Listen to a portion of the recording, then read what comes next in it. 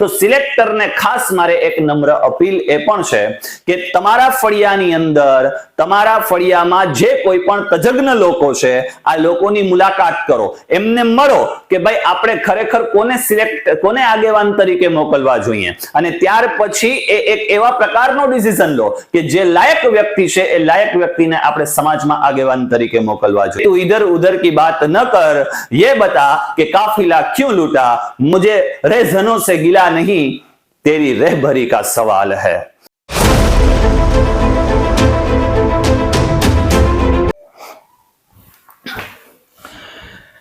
મિત્રો સ્વાગત કરું છું આજના વિડીયોમાં, અને વિડીયોની શરૂઆત કરતા પહેલા એક બાબત ખાસ જણાવી દઉં કે આપણા સમાજની જે સિલેક્ટર પ્રથા છે એના દ્વારા આપણે સિલેક્ટ કરી અને સમાજની અંદર સારા આગેવાનોને આપણે મોકલવાના છે। એના માટે કરીને આપણે અગાઉનો એક વિડીયો તમારી સમક્ષ રજૂ કરી દીધેલો છે, ચેનલ પર જઈને જોઈ લેજો। અને મિત્રો હજુ સુધી જો તમે સિલેક્ટરની અંદર ફોર્મ નથી ભર્યો તો માત્ર 2 જ દિવસ બાકી છે, એટલે કે આજની તારીખ અને કાલે રાત્રે દરમિયાન 10 વાગ્યાથી લઈ અને 12 વાગ્યા સુધીનો સમયગાળો છે।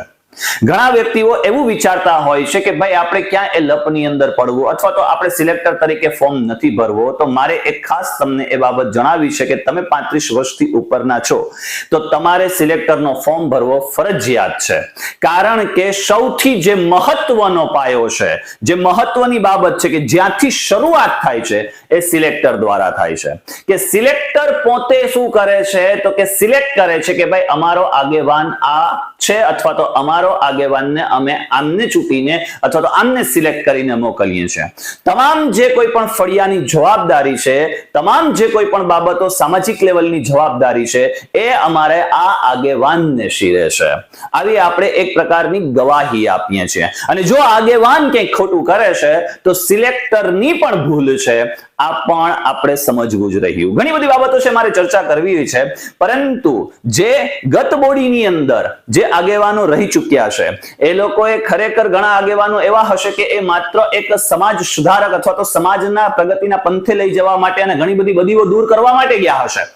બની શકે કે કદાચ ક્યાંક એની અંદર એ ફૂલફિલ ન થઈ શક્યા હોય, એમને ઘણા એવા પ્રકારના કડવા અનુભવો પણ થયા હોય, તો એ એવું વિચારે છે કે ભાઈ હવે અમારે આની અંદર જવું નથી। તો મારે તમામ લોકોથી ખાસ એક બાબત જણાવી છે કે જો લાયક લોકો આની અંદર નહીં જાય તો બની શકે કે જે લાયક નથી, અને તમે સમજી શકો છો કે સમાજને અજવાસની જગ્યાએ અંધકાર તરફ લઈ જતા ઘણો સમય નહીં લાગે।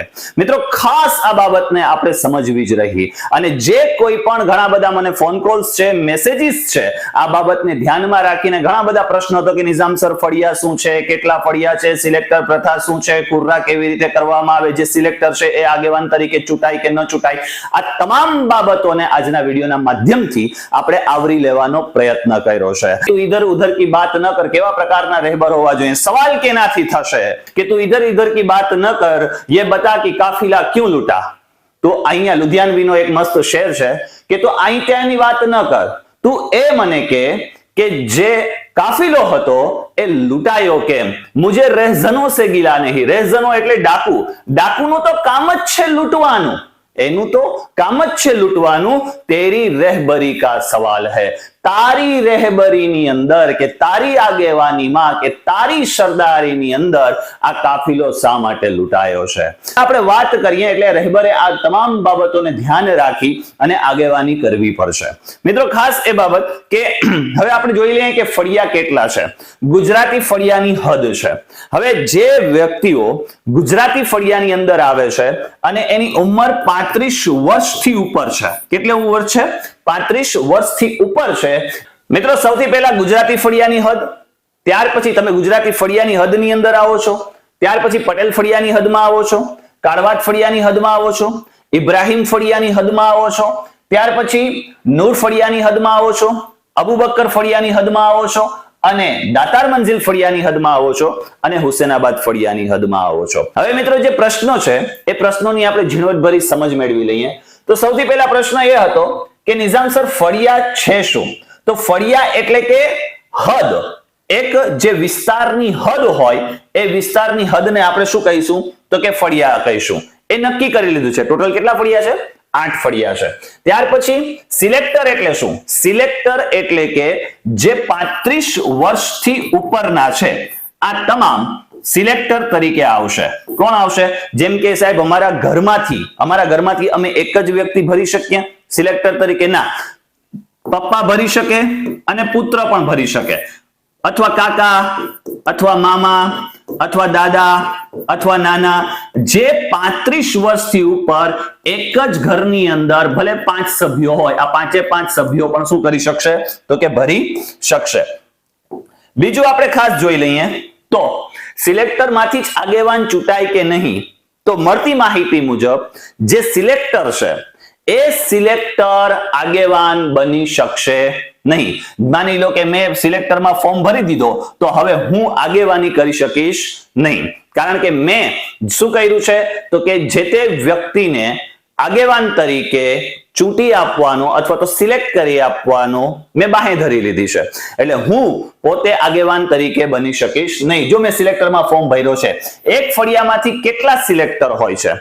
ગમે તેટલા, 50 સિલેક્ટર હોય, 100 સિલેક્ટર હોય, 200 સિલેક્ટર હોય, ગમે તેટલા સિલેક્ટરો હોઈ શકે છે, એની કોઈ મર્યાદા નથી. બીજું, કુર્રા પ્રથા એટલે શું?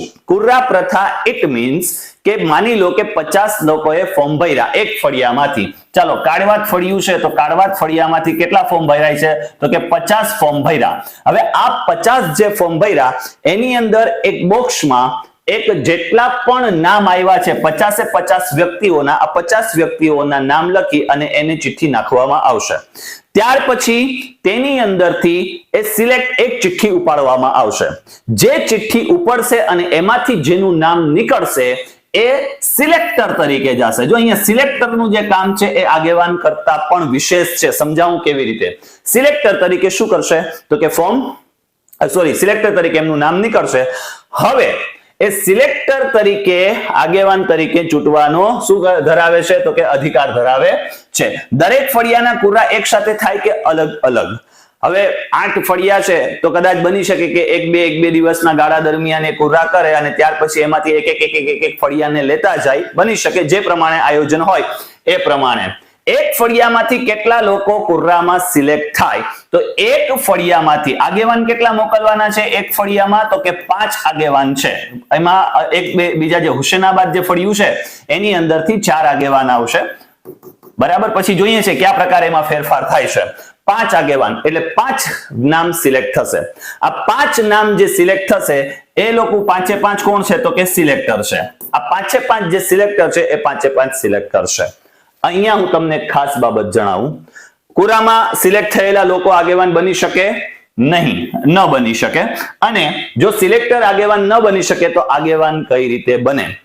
તો આગેવાન માટે કરી અને આ જે સિલેક્ટરો છે એને ફોર્મ આપવામાં આવશે. સિલેક્ટરની શરૂઆત ખાસ અહીંયાથી થાય છે. એ સિલેક્ટર ગવાહી આપે છે કે આ અમારો રહેબર છે અને આ અમારી રહેબરી કરશે. જો એ રહેબર ક્યાંય ખોટું કરે છે તો એનો જુર્માનો પણ એ સિલેક્ટરના સિરે જશે.